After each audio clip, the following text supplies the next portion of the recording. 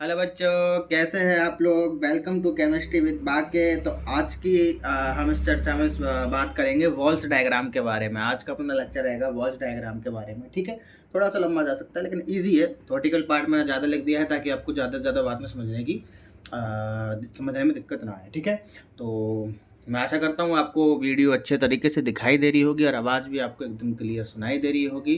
तो ऐसा मानते हुए अपन वीडियो की शुरुआत करते हैं। ठीक है, जैसे कि सामने दिख रहा है आपको वॉल्स डायग्राम। तो क्या होता है वॉल्स डायग्राम, सारी चीज़ें मैंने लिखी हुई है। ठीक है, इसी को अपन डायरेक्ट क्या करते हैं, रिपीट करते हैं।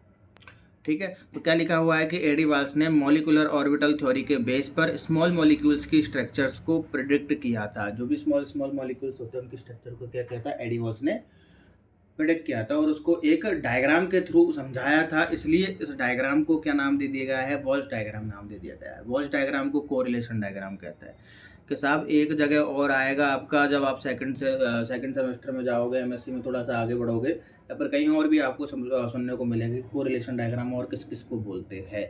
जैसे कि वहाँ पर आपको पता चलेगा कि ऑर्गल डायग्राम जो होते हैं उनको भी कोरिलेशन डायग्राम बोलते हैं। ठीक है, तो फिलहाल अपन यहाँ पर सिचुएशन के हिसाब से यहाँ पर देखेंगे कि वॉल्स कोरिलेशन डायग्राम किसको बोला जा रहा है, वॉल्स डायग्राम को बोला जा रहा है। ठीक है, वॉल्स डायग्राम में हाई सिमेट्रिक के स्टैंडर्ड जियोमेट्री के मॉलिक्यूल्स ऑर्बिटल्स जो होते हैं उनकी लो सिमेट्री के मॉलिक्यूल्स की मॉलिक्यूलर ऑर्बिटल की एनर्जी के साथ क्या किया जा सकता है, कोरिलेट किया जाता है।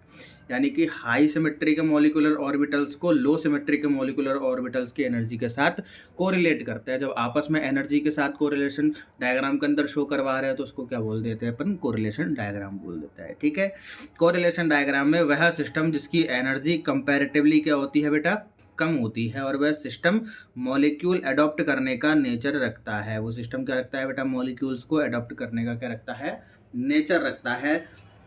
वो भी क्या होता है, आपका कोरिलेशन डायग्राम होता है। ठीक है, आगे हम बात करें वॉल्स डायग्राम की हेल्प से AB2 टाइप के, जो AB2 टाइप के बहुत स्मॉल मॉलिक्यूल्स रहते हैं, तो ये AB2 टाइप के भी स्मॉल मॉलिक्यूल्स की जियोमेट्री का भी डिटर्मिनेशन किससे किया जा सकता है, वॉल्स डायग्राम से किया जा सकता है। किससे किया जा सकता है बेटा, वॉल्स डायग्राम से किया जा सकता है।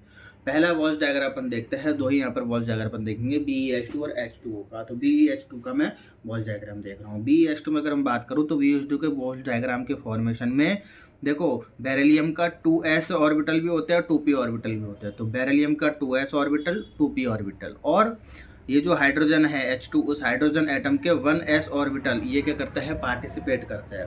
बेरिलियम यानी कि Be के 2s और 2p और हाइड्रोजन के 1s ऑर्बिटल ये क्या करते हैं, आपके पार्टिसिपेट करता है। किस तरीके से करता है वो देखो, एक जनरल बेसिक मैंने बताया है, इनके बीच में कॉम्बिनेशन मैंने बनाया है। हाइड्रोजन के जो बनेस कक्षक जो होते हैं उनका क्या बनाया है मैंने, यहाँ पर कॉम्बिनेशन बनाया है। ठीक है, क्या बनाया है मैंने, कॉम्बिनेशन बनाया है, नॉर्मल बॉन्डेड और एंटी बॉन्डेड वाला। ठीक है, तो दो हाइड्रोजन एटम्स का क्या बनाया है मैंने, 1s और ऑर्बिटल्स के कॉम्बिनेशन बनाया। ठीक है, अब देखो जब भी आपको ऑर्बिटल डायग्राम बनाना रहेगा तो आप तो सिंपल सी आपके दिमाग में एक टेक रखो कि आपको क्या करना है, दो स्ट्रक्चर्स यहाँ पर आपकी बनेंगी। क्या बनेंगी, दो स्ट्रक्चर बनेगी। कौन सी बनेगी, तो कौन से तरीके से बनेगी, तो लीनियर तरीके से बनेगी और एक बेंट तरीके से बनेगी। लीनियर तरीके से बनेगी, बी सेंट्रल एटम है और हाइड्रोजन क्या है, साइड एटम है, तो इसको लीनियरी फॉर्म में मैंने क्या कर दिया, अरेंज कर दिया। बेंट में क्या हो गया, इनको मोड़ के रख दिया 120 डिग्री या 60 डिग्री, जिस पे भी आप बोल सकते हो। ठीक है, तो इनको मैंने क्या कर दिया है, मोड़ करके रख दिया है। तो ये बेंट स्ट्रक्चर होगी। ठीक है, अब यहाँ पर दो कंडीशंस होंगी, एक तो आपका s ऑर्बिटल है ये, और एक आपका p ऑर्बिटल है, क्योंकि बेरिलियम का क्या हुआ है, s और p ऑर्बिटल। तो s और p ऑर्बिटल के बारे में बात करेंगे। s ऑर्बिटल का साइज क्या होता है अपना, गोला होता है, सर्किल होता है। पी का क्या होता है, डमला आकार होता है। और हाइड्रोजन तो क्या है आपके 1s मरी, और हाइड्रोजन के पास क्या है, केवल 1s है, तो हाइड्रोजन को तो अपन 1s से ही शो करेंगे।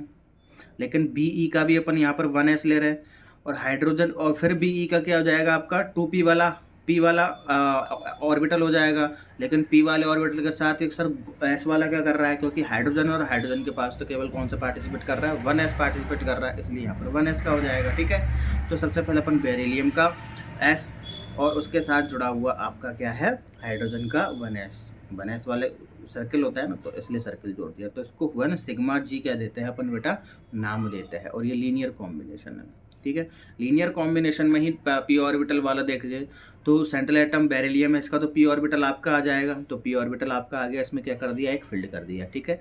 अब साइड में आपके क्या लगे हुए हैं, हाइड्रोजन, लेकिन हाइड्रोजन का तो 1s ही है, तो इसलिए क्या आएगा, शायद इनका गोलाकार आएगा, क्योंकि s का क्या होता है, गोलाकार। बेरिलियम के पास p था, p वाला बेरिलियम का पार्टिसिपेट कर रहा था, इसलिए p आ गया, ठीक है। तो इसको नाम दिया जाता है 1 सिग्मा u, ठीक है।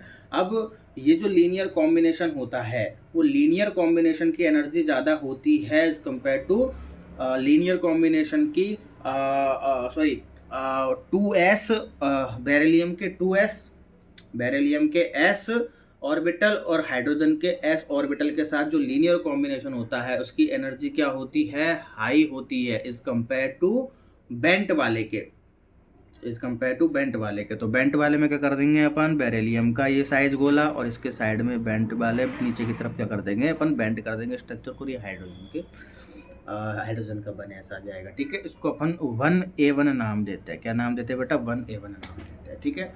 अब लीनियर कॉम्बिनेशन के अंदर बेरिलियम का 2p और हाइड्रोजन का s का जो लीनियर कॉम्बिनेशन होता है उसकी एनर्जी लो होती है एज कम्पेयर टू किसके, एज कम्पेयर टू बेंट वाले के, बेरिलियम के 2p ऑर्बिटल और हाइड्रोजन के 1s ऑर्बिटल के कंपेयर में, यानी कि बेंट वाले के कंपेयर में बेंट वाले कंपेयर में p ऑर्बिटल और p और s ऑर्बिटल का जो कॉम्बिनेशन है उसकी एनर्जी क्या होती है, हाई होती है एज कम्पेयर टू लीनियर वाले के p ऑर्बिटल और s ऑर्बिटल के कॉम्बिनेशन।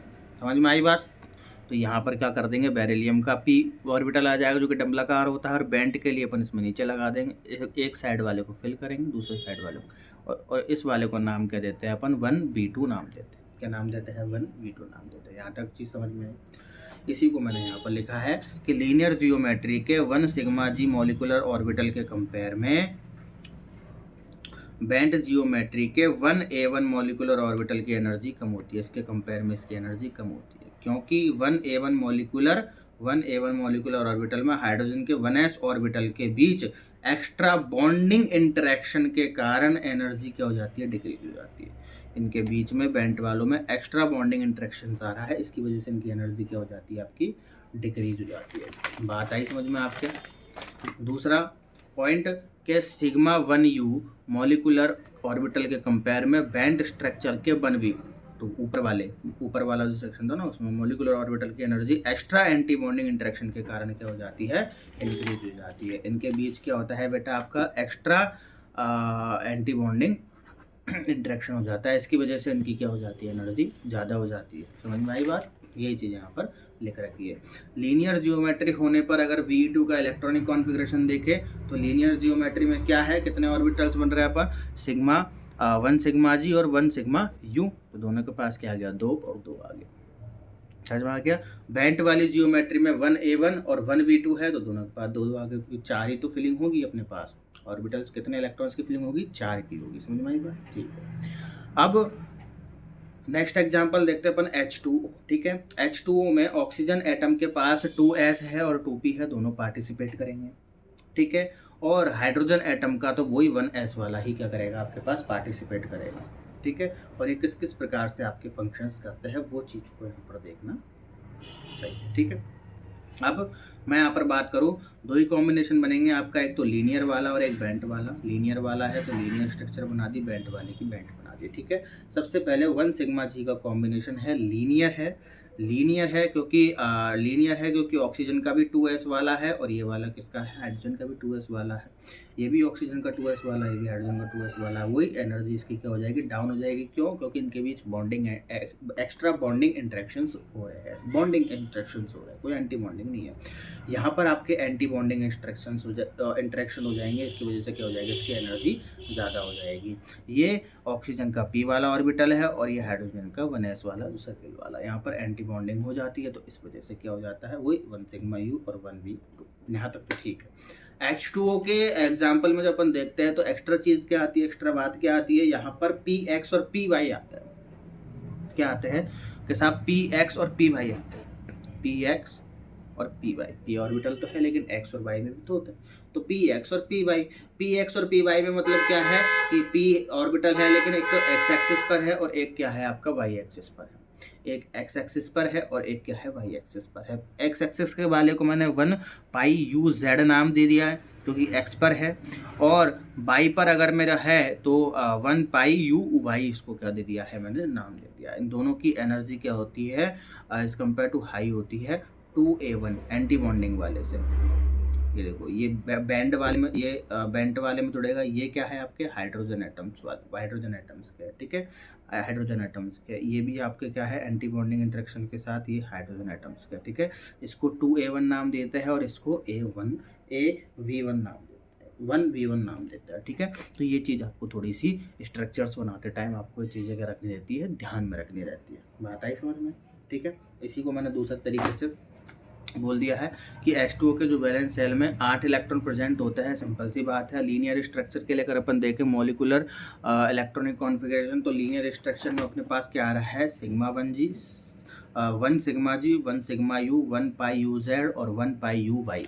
तो इसी तरीके से 1 sigma g, 1 sigma u, 1 pi u z और 1 पाई यू वाई, ठीक है, यही आ रहा है। और आपके वैलेंस सेल में इलेक्ट्रॉन कितने होते हैं, ऑक्सीजन के 8 होते हैं, तो 8 इलेक्ट्रॉन फिल होंगे, तो 2 4 6 8, 8 के 8 कंप्लीट क्या हो गए, फिल हो गए। ऐसे ही बेंट वाली स्ट्रक्चर में क्या आता है आपका 1a1 1v2 2a1 और 1v1, ठीक है। तो इसी तरीके से 1a1 1v2 2a1 और 1v1, तो इसमें क्या हो रहा है आपके इलेक्ट्रॉन्स फिल हो रहे हैं 2 4 6 8। समझ में आई बात। इसको एक सिंपल ही फॉर्म में अगर मैं यहाँ पर देखूँ दर्शाऊँ, तो यहाँ पर देखो इस तरीके से क्या हो जाएगा, ये चीज़ों को दर्शाई जाएगी। 2 लाइन मैंने इधर बना रखी है, ये लीनियर कॉम्बिनेशन के साथ जो बनते हैं वो है, और ये बेंड कॉम्बिनेशन के साथ बनते हैं जो है कि 1 सिग्मा जी और A1 जी में एनर्जी किसकी ज़्यादा होती है, इसकी ज़्यादा होती है। तो इसको थोड़ा सा अपन को ध्यान देने की ज़रूरत है। ये थोड़ा सा क्या हुआ है, झुका हुआ है बेटा, ये थोड़ा सा क्या हुआ है, झुका हुआ है, ठीक है। सिग्मा 1 यू और 1 B2, इसकी एनर्जी क्या होती है, इसके कंपेयर में ज़्यादा होती है। पाइजो की इसकी लेयर में क्या होती है, कम होती है, और इन दोनों में क्या होती है, इसकी कम होती है। थोड़ा सा क्या है इधर की तरफ झुका हुआ, ठीक है। तो ये चीज़ों को अपन थोड़ा सा ध्यान में रखते हैं, ठीक है। तो सिंपल सा है, थोड़ा सा आपको प्रैक्टिस की ज़रूरत है। आपको बस ध्यान रहना चाहिए कि किस तरीके कौन कौन से ऑर्बिटल्स आपके सामने बन रहे हैं, ठीक है। बाकी की तो सारी चीज़ें आपकी सिंपल हो जाती हैं, ठीक है। Thank you so much for watching this video. Channel को आप ज़्यादा से ज़्यादा बेटा लाइक कर दीजिए, सब्सक्राइब कीजिए, ज़्यादा से ज़्यादा शेयर कीजिए चैनल को, ठीक है। वीडियोस को शेयर कीजिए ताकि और भी बच्चे यहाँ पर देख पाए, ठीक है। तो मिलते हैं आपके अगली वीडियो, अगले लेक्चर में। देखते हैं अगले लेक्चर में कौन सा टॉपिक अपन लेकर आएंगे, इंतज़ार कीजिए उसका, ठीक है। तो तब तक के लिए तब तक के लिए मस्त रहिए, हंसते रहिए, खुश रहिए, ठीक है। Thank you for watching. और जो भी आपको प्रॉब्लम्स आ रही है आप कमेंट सेक्शन में बता सकते हैं। कमेंट सेक्शन में ही आपको टेलीग्राम चैनल की लिंक मिल जाएगी, इंस्टाग्राम की लिंक मिल जाएगी। वहाँ नहीं बता सकते आपको, इंस्टाग्राम पर हमको डायरेक्टली मैसेज डी कर सकते हैं, डायरेक्ट DM कर सकते हैं वहाँ पर, ठीक है। किसी प्रकार के नोट्स चाहिए तो आज रात तक जितना भी आज तक जितने भी पेंडिंग नोट्स चल रहे हैं वो सारे के सारे नोट्स क्या कर दिए जाएंगे, वहाँ पर अपलोड कर दिए जाएंगे, ठीक है। तो ज़्यादा से ज़्यादा वीडियोस को लाइक कीजिए, सब्सक्राइब कीजिए, ठीक है। और चैनल्स पर जाइए, कोई भी प्रॉब्लम आ रही है हमको बताइए, ठीक है। हर चीज़ का यहाँ पर समाधान होगा, ठीक है। तो best of luck, thank you.